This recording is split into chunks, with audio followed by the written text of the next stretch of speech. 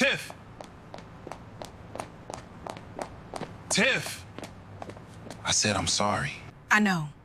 And I'm willing to work with somebody who's willing. What I'm not willing to do is allow somebody to confuse my patience with permission. Because after enough conversations, most people can figure out when an apology is expected. I'm sorry. My bad. I didn't mean it that way. The problem is that some people stop there. They learn the apology, but they never learn the lesson. And if I'm not paying attention, I'll find myself collecting your apologies while experiencing the same behavior over and over again. At some point, accountability has to extend beyond acknowledgement. It has to become change. Otherwise, all you've really done is become fluent in saying sorry. And if I have to coach you through every step of accountability, explain the impact, identify the problem, suggest the solution, monitor the progress, and then congratulate you for doing what should have been done in the first place, that's not accountability, that's management. I know, babe. You're right. I'm gonna work on it. No. When you get home tonight, pack your things. I want your sorry ass gone tonight. I don't ask for too much. Oh, but I need more than nothing. For 7 months, I slept on my side of the bed. Not because I wanted him back. Not because I thought he was coming back. And not because I was leaving room for him. I wasn't. But every night, I'd climb into this big-ass bed and somehow end up in the same spot, the same side, the same position. Like my mind had signed the lease, my heart forgot to cancel. Now I'm spread across the whole thing, diagonal.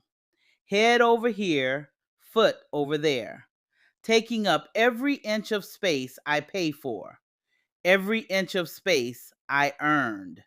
And honestly, it feels good. But it made me realize something. People talk about heartbreak like it lives in your heart. Mine didn't. Mine lived in my habits, in my routines, in the little things my mind kept doing long after the relationship was over. That's the thing nobody tells you. Sometimes the last thing to let go isn't your heart, it's your brain. The office was comfortable in the way that good therapy offices are comfortable. Not sterile, not clinical, just a room that had been arranged to make honesty feel a little less scary. I had been coming here long enough to know where the good light hit, long enough to have a preferred seat, long enough to stop performing okay when I walked through the door. My therapist, Dr. V, as I'd come to think of her, was close to me in age. That mattered more than people realized. There was no generational translation required, no explaining certain things from scratch.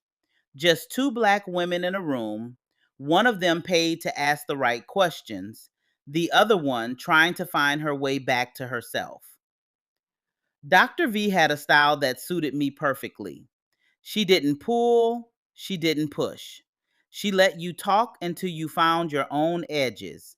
And then, when you started going in circles or spiraling or building a whole case for something that didn't quite make sense, she'd look at you and say exactly what needed to be said. Girl, I appreciate the coins, but you're doing too much. I had heard that more than once.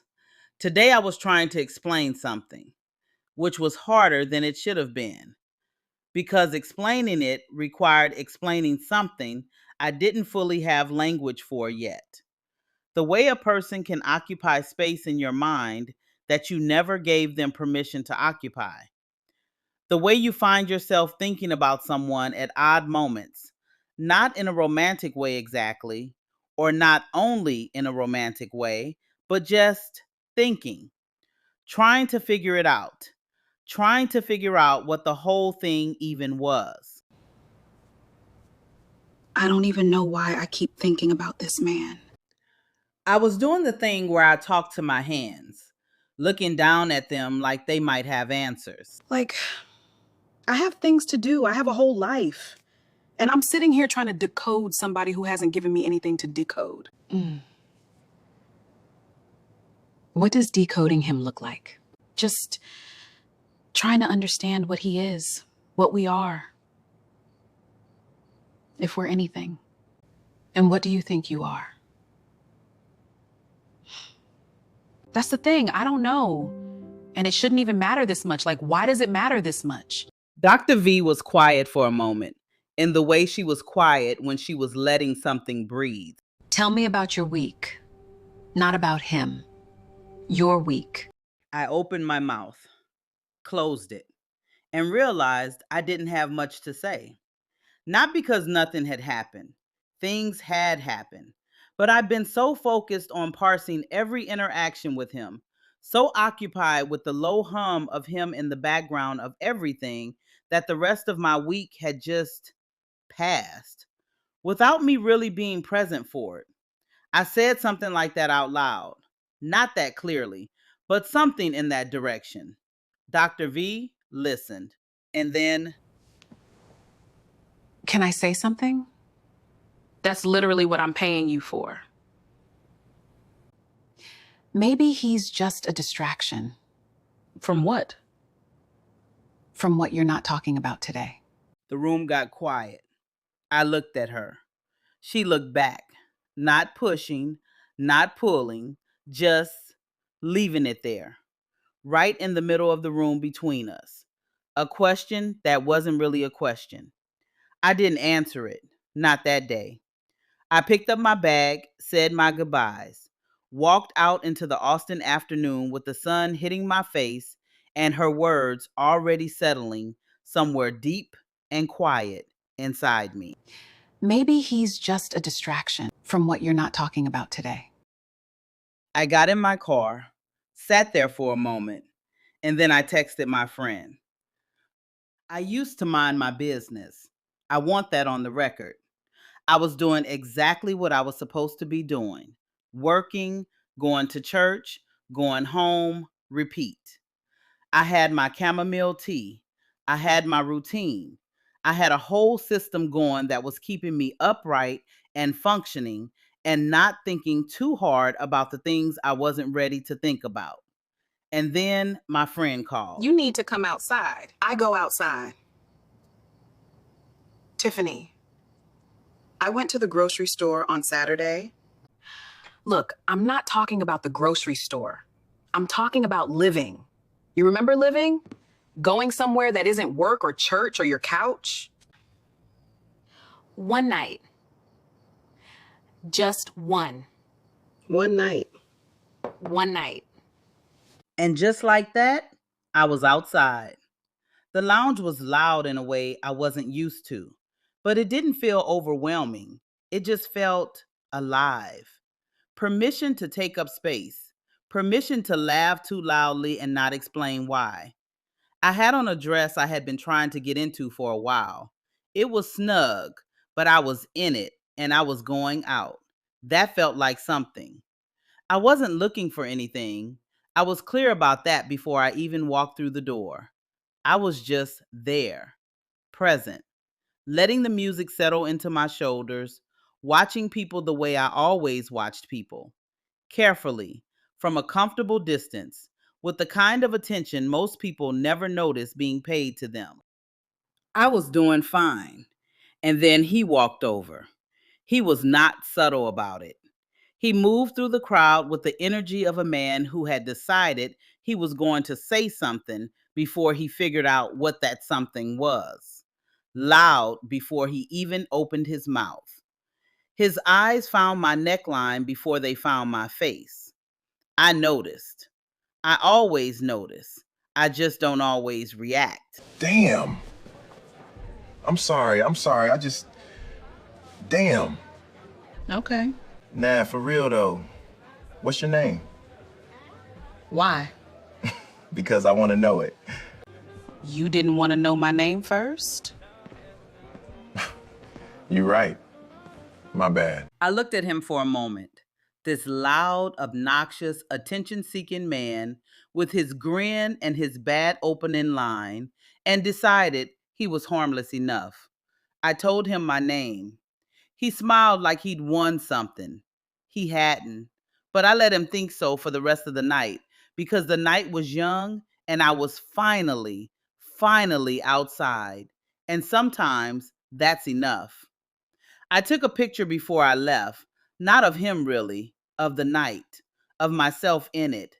Proof that I had been somewhere, done something, worn the dress, and lived to tell it. I didn't expect to see him again. I didn't particularly need to. Life, however, has its own sense of humor.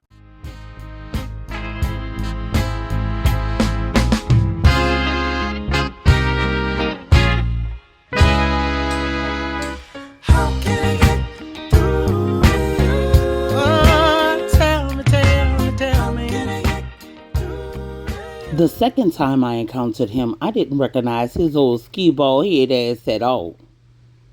Oh, y'all thought y'all was gonna get that old AI voice of mine there reading all my stories? Baby, no. This minute right here gonna come straight from me. Now, my friend Queenie had got me out the house again. I don't know what her mission was at the time, but it seemed like every weekend she was calling me talking about girl get dressed. And for whatever reason, I listened. And on this particular night, she had me at somebody's house party. I think it was her cousin, but don't quote me on it. Hell, I didn't know them people. I was just there. And there were people. People was inside, people was outside, people was in the driveway, people was in the backyard, and the music was loud and the air was smoky. And I found myself a chair and proceeded to mind my own black business. And that's when this man showed up. And he wanted to know if I knew about Molly. I told him no, and I don't know Mary Jane either. And the only white girl I knew was human, and I wish he'd go his black ass on somewhere. But he didn't. As a matter of fact, baby, he got real comfortable. And that's when the problem started. And I wish he'd go ahead on. But he stayed. Now, I will give him this. He wasn't aggressive. It wasn't like he was trying to touch me or corner me or nothing like that.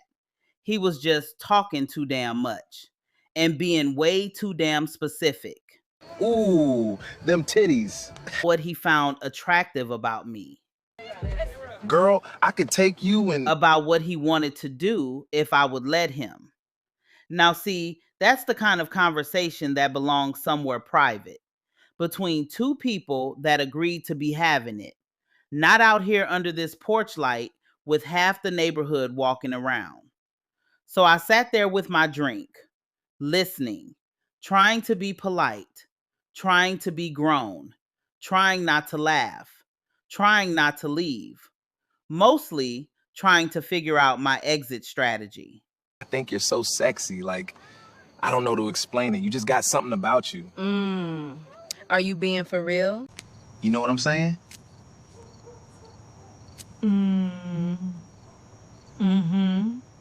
Now, I wasn't scared of him. I wasn't even particularly bothered. I just needed to be somewhere else, quietly, without drama, without making a scene, just somewhere else. I'm just being honest.